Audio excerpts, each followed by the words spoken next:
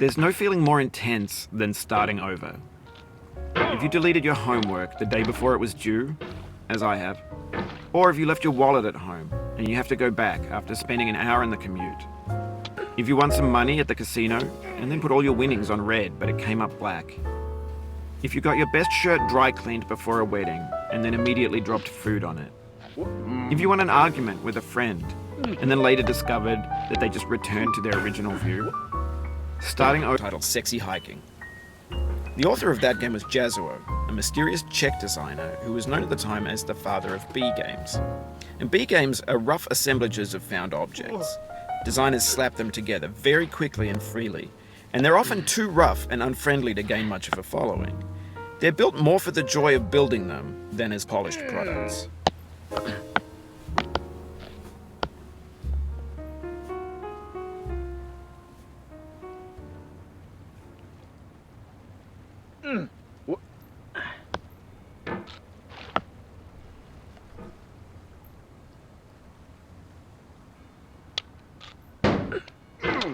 In a certain way, Sexy Hiking is the perfect embodiment of a B game. It's built almost entirely out of found and recycled parts, and it's one of the most unusual and unfriendly games of its time. In it, your task is simply to drag yourself up a mountain with a hammer. And that act of climbing, in the digital world or in real life, has certain essential properties that give the game its flavor. No amount of forward...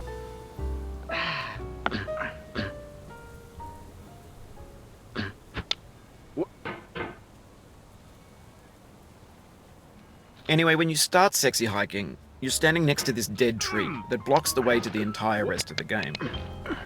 It might take you an hour to get over that tree, and a lot of people never got past it. You prod and you poke at it, exploring the limits of your reach and your strength, trying to find a way up and over. And there's a sense of truth in that lack of compromise. Most obstacles in video game worlds are fake. You can be completely confident in your ability to get through them once you have the correct method or the correct equipment or just by spending enough time. In that sense, every pixelated obstacle in Sexy Hiking is real. The obstacles in Sexy Hiking are unyielding, and that makes the game uniquely frustrating. But I'm not sure Jazzuo intended to make a frustrating game. The frustration is just essential to the act of climbing, and it's authentic to the process of building a game about climbing. A funny thing happened to me as I was building this mountain. I'd have an idea for a new obstacle, and I'd build it, test it, and it would usually turn out to be unreasonably hard. Imaginary mountains build themselves from our efforts to climb them, and it's our repeated attempts to reach the summit that turns those mountains into something real.